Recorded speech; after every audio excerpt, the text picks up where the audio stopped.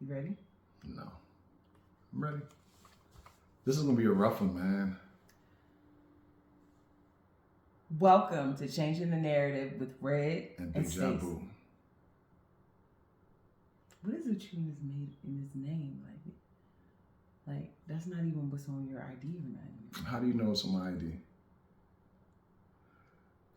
Anyway, we're here to share our lives and our journey in South Africa. If you are interested in visiting or moving to South Africa, make sure you hit the subscribe button because we're always dishing out quality information. If you haven't hit the subscribe button and you've been watching our videos for weeks, we see you. We see you peeking in the windows. But we asked you to come in. We invited you in. We offered you a plate. We offered you some Kool-Aid. You know what I'm saying? Who wants that? And you're just not hitting the subscribe button. Like, hit it. You know what I'm saying? Like, it's not going to cost you anything. And then you won't miss any of our lives or our Testimony Tuesdays. So, Stacey. Yes. What is we talking about today? I'm going to explain how my childhood molded my parenting. This is my truth. On Testimony Tuesday. On Testimony Tuesday. Well, you want to just get started? You have anything you want to ask? Yeah, go ahead. Do you want to keep padding? Because I know you're a little bit nervous because this topic is really Let me just pad for a second. sensitive for you. Yeah, man, it is. So I have a question for you. If you had grown up in different circumstances with parents that gave you the stuff that you feel like maybe you lacked, do you think you would have been a better parent up to this point? I think if I answer that question, I don't have a reason for doing this right here. Okay. So this is going to be answering the question? Yeah. I mean, if I answer that question, I'm already telling the people that's listening a part of the story before I even get into the story. Okay. You agree? Yeah, I think maybe. I feel like it's a yes or no question. Though. No. No, you don't think you would have been? No, I'm not going to answer your question. All right, fine. So he has written a dissertation. Okay, y'all, before we get started, it's a good chance this is going to be 2 parts. Also, y'all might be seeing me looking down. It's because it's a lot of information. He wanted to do it right. And I want to do it right. Wrote a whole thing Eesh. Let's get it started. Yeah. All right. Okay, first is this. I'm just going to read it. I was raised in South Carolina with my mother and father in the 70s. Damn!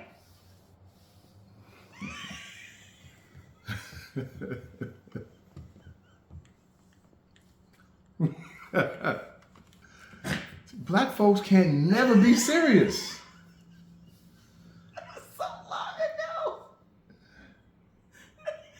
It's like half a century.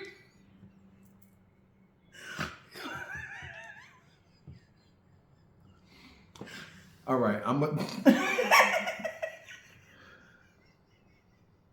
We should cut this out. No. Okay, I'm not even going to start over. My father was the breadwinner. He was also the swinger of the belt. Yes, he was a disciplinary person. My mom, not so much. My mom used to do a lot of talking, but that guy, he was a professional belt swinger. Not professional. He was a professional belt swinger. He was a black belt at belt swinging? Yes. I got stories. I can give you stories. I might do that later. I'm just imagining a blaxploitation movie, like Shaq. Can I get my... But with your dad swinging the belt? Growing up, Sorry. My mom was my best friend, and she could do no wrong in my eyes. My mom once said to me, Stace, I'm going to teach you how to cook and clean. The exact word she used was, You'll only need a woman to have your babies. And that's what she did. And a great job at that, I may add. So right then I knew that when I had my son, that I was going to teach him the same things that my mom's taught me. However, Tobias, he had no desire to learn any of that. But anyway, thanks, Mom.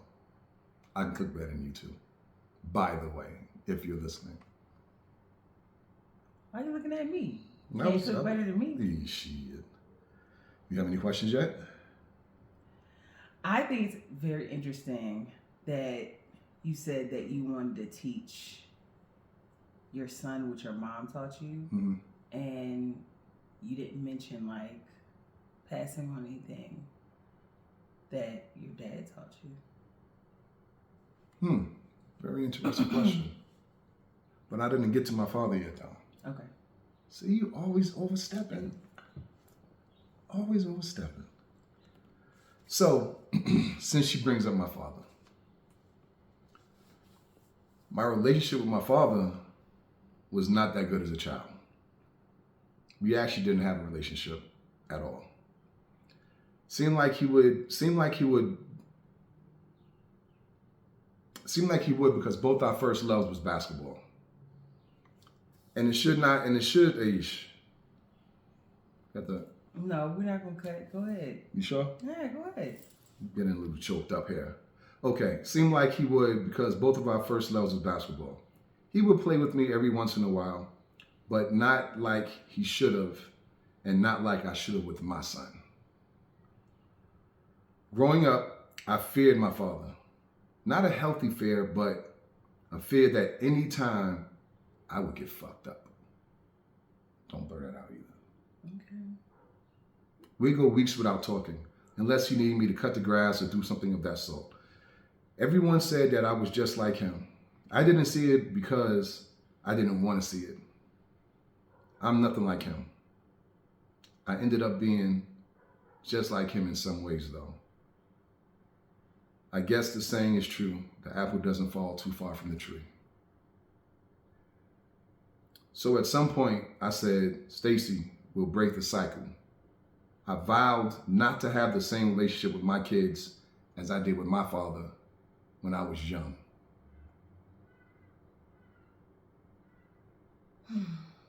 Anything yet? No. Growing up, I don't remember any love yous, hugs, kisses, praises, pats on the back, or doing good jobs. This is from either parent. Now, don't think I'm saying everything wasn't good. I'll be lying if I said that.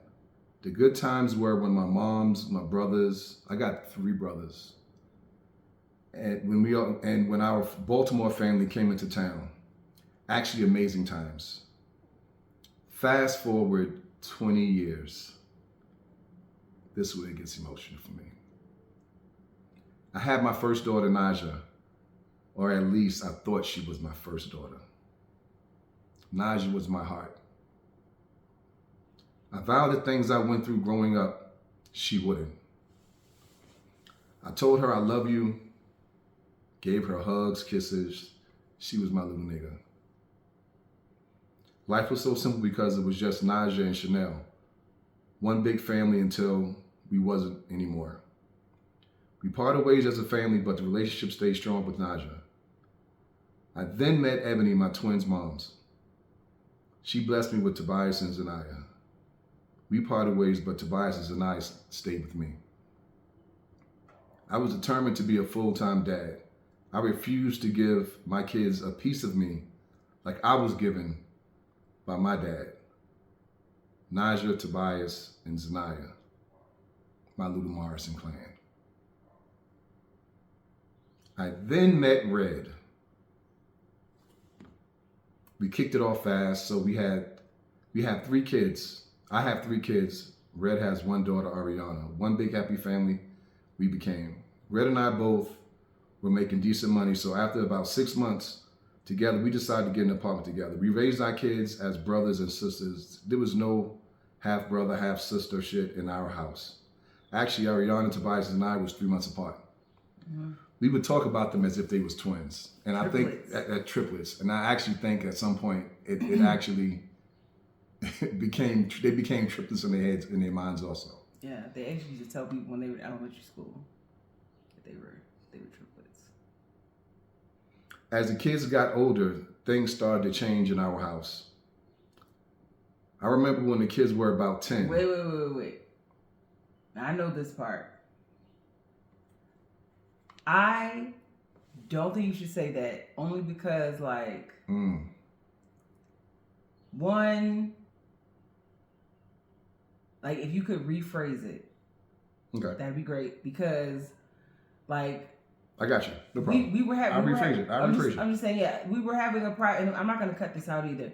Like, we were having a private conversation just between me and you, and I don't want our kids to see this and like misinterpret it, because that's a very like derogatory word, and I wish I had not used it. Okay. So, all right. If you So could. yeah, no problem. So when our girls turned about 10, Red and I was having a conversation, and she said they're going to change really, really. They're going to be different little girls when they get about 12, 13, 14, 15 years old. And I said, not my little princesses. And she said, just wait, you'll see. I stood 10 toes down, not my princesses. However, things did change, and not for the better. Remember earlier I said I vowed not to treat my kids the way I was treated? Well, it started happening, and it got out of control. I didn't understand me. I think Red did, but I didn't understand depression or anxiety. I thought it was just an excuse to get out of doing things. Things turned extremely bad. And me being the dad I was raised in the 70s, I stood firm on the shit I stood firm on the shit. Oh, on the firm, get your shit together. This is where it's at. What the F do you have to be depressed about? You have everything you need and want. Toughen up, you little weak peoples. I didn't put that in there, but I'm gonna leave it at peoples. I was tough because the world was gonna be tough on them. I was the one saying it out loud, but behind closed doors, Red and I was angry and very, very lost. You know, you gotta realize that a couple years before that, we had our little angels, we had our little clan, we go in the malls, we go on to not Six Flags. We just go in the water parks, having a good time. Life was very, very simple. Very, very easy. We'd tell the kids to do something, they would do it. You know, it was none of that back and forth, you know, and then all of a sudden, bam, you blink your eyes. These little guys have their own opinions. And remember now, like I said, I grew up in the 70s. You didn't have an opinion when you was a kid in the 70s. But let me keep going. Well, I have a question. Go ahead. So, I shared those thoughts with you that like you grew up real middle class and stuff, but we didn't grow up having a lot. And so I think that like, this is just me personally, let me know what you think, that like when you give your kids things that you didn't have, you assume that because like you didn't have those things and you thought that your life would be better with them, that giving them those things is gonna make it all better. I agree. But it actually makes it worse. I don't necessarily think it makes it worse. I think that because like we grew up and our emotional needs were not met, those things were not as important to us as having our physical needs met, you know, housing, clothes, shelter, that kind of stuff. That stuff became more important than like emotional needs being met, because it just wasn't an option. You know what I'm saying? So we're like, okay, this is what my parents did for me, and that was good enough, right? They made sure I had a roof over my head, food in my belly, and like we did more than that. You know, we did more than make sure that they had food in their belly and a roof over the head, you know? Like we gave them love and support, and we showed up to their performances, and you know, like that, you know, like we were more supportive. Mm-hmm. We were there, present, not just physically. And then, you know, when they became teenagers and we had taught them like to have an opinion, speak your mind, all that kind of stuff, it sounded great. No, I think you taught them that, because I couldn't teach them something that I wasn't taught. Well, you know, I didn't. You taught them that, because I was always against, like, it's my way or the highway. That was that's what I was about, because that's how I was raised. Mm-hmm. You know, I was raised a certain kind of way to where you respected your adults, you respected your parents. Mm-hmm. You know, you respected the next door neighbors. You know, you didn't talk no shit to the next door neighbors. I agree. You know what I'm saying? Agree. Yeah, and that's one of the differences, you know, when you laugh about the 70s and all that, but the 80s babies and the 90s babies, they beat the neighbors up. They not scared of them. I'm just saying, they not scared of the neighbors. Not in my neighborhood. No, I'm just saying, like, even the generation now is not the same respect as you had 25, 30 years ago. It's just a different time. Yeah, but you know, respectability politics, and like, I don't know if that's like the right term for it, but like, respect is not only for adults. You know what I'm saying? Like, even like when our kids were young and we would have conversations, we were like, well, I want to go to this party. And like, I would ask them questions like, who else is going to be there? Who's Mm-hmm. driving? Who's, you know, is there going to be any drinking? Is this going to be happening? Is that going to be happening? You know, like, I would ask all those questions, and unless I had a reason to believe otherwise, like, I would try to take their word for it. You know what I'm saying? Even though sometimes I'm like, yeah, no, I don't know this parent's mom. I don't know these people's moms. You don't know the answers to my questions. You don't want me to call and verify that, you know, what's happening, that they're going to be home. Like, stuff like that. I'm like, no, you're not going. But when they would come to me and they would say like, you know, I really, you know, really hurt my feelings when this and this happened. Like, I would shut them down. Like, why, like, what are you talking about? Like, as if they're not allowed to have feelings and have them respected just because they're a kid. Like, I'll get out of here. That's not a big problem. That's not important. But looking back, like, at how I was treated at that age, and like not realizing that that's not healthy. You know what I'm saying? Like, I didn't realize at the time that that's not emotionally healthy to have your child come to you with like the most important thing in their whole life right now, and you to be dismissive. You know what I'm saying? Mm-hmm. Because then they start to learn my feelings aren't important. And if other people don't respect my feelings, then that's okay. Because my parents don't even respect my feelings. So then they go out into relationships with people that don't respect their feelings or their boundaries. And they think it's okay for people to violate their trust and their boundaries.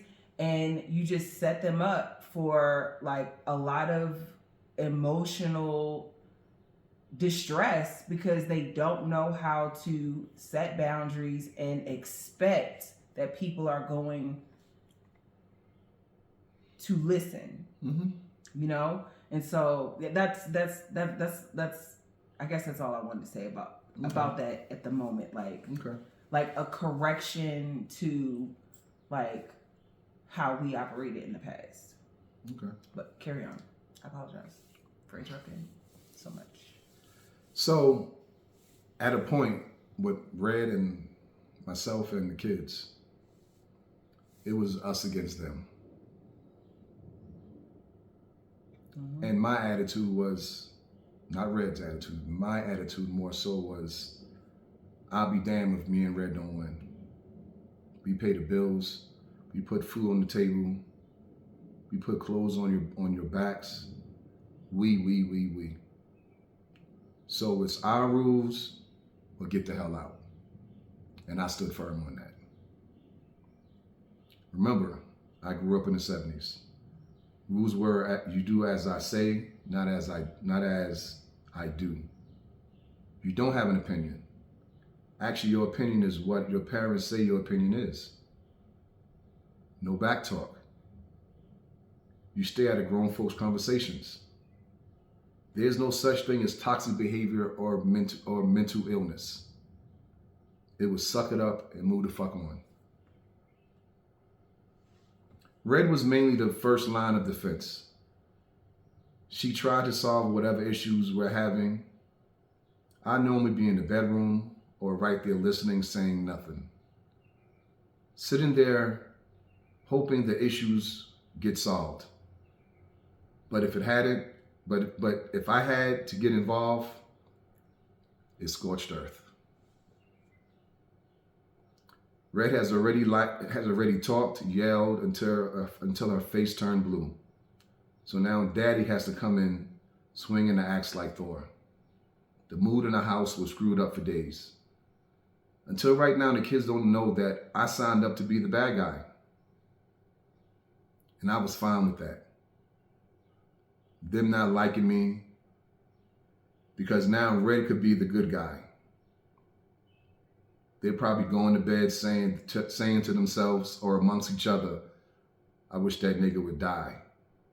I know because I said it plenty of times about my dad growing up. Going to bed pissed off, wondering why. That cycle was starting to repeat itself. The things that happened to me, I started to do to my kids. Physical, mental, verbal abuse. It was just too much pain. Too much yelling and screaming and no listening. Red and I had enough. Like, why y'all just can't do right? We basically gave up. The whole brand new house that was ours, Red and I had our bedroom hooked up. So after work, we really had no reason for the rest of the house.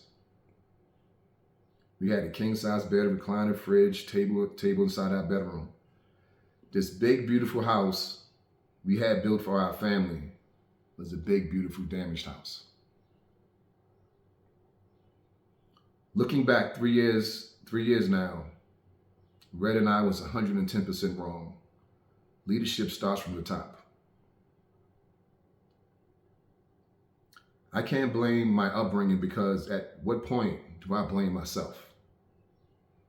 Look in the mirror and blame that person you see, Stacy. It's not Gerald or Claudette. So, I did break a few cycles though. Everything I did wasn't totally wrong.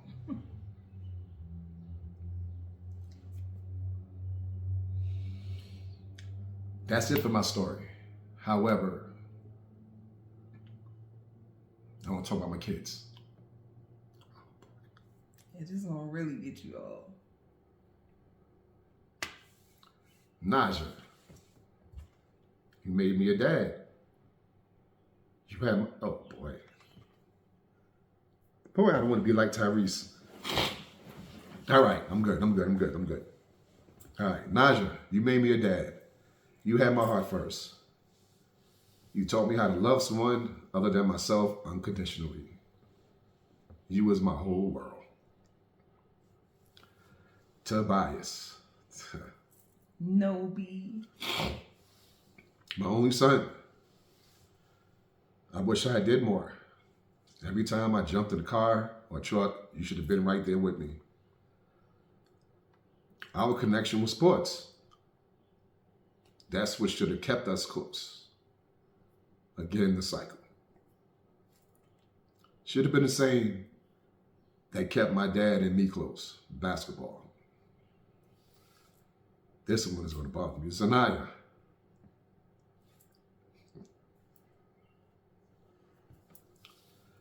This is the rough one. You was the one I could not get rid of. I'll tell you no, you'll tell me yes. You was the one get in the car with me. There's something you did for me, and I'm pretty sure you don't remember. I was going through a rough time, drinking a lot. I was upset at everything and very disconnected. You came to me and said, "What's wrong, Daddy?" I said nothing. Zanaya said, "Whatever. I need my daddy back. My baby girl."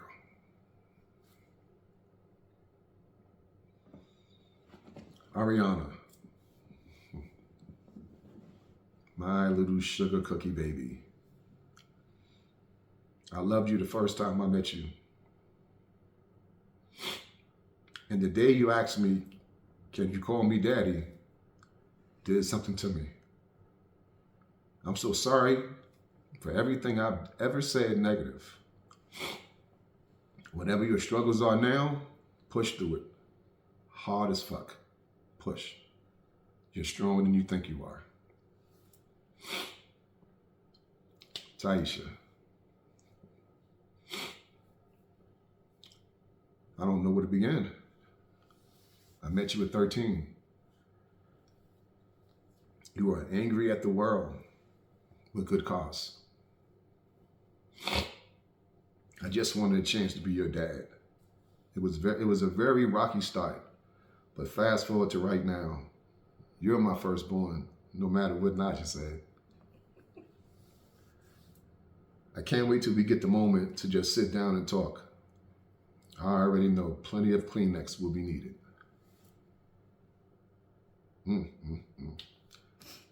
Red,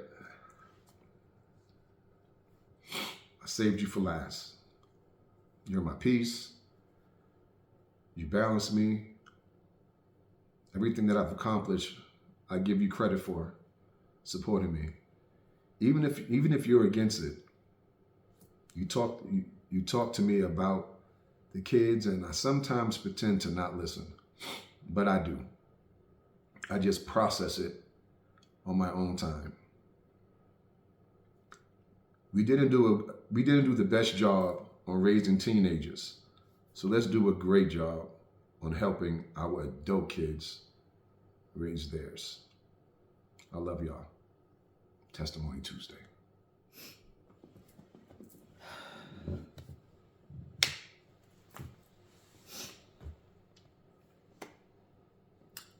Thanks, y'all. This was a raw one. This was a rough one. Subscribe. Hit the like button. If you want more real, raw, honest content.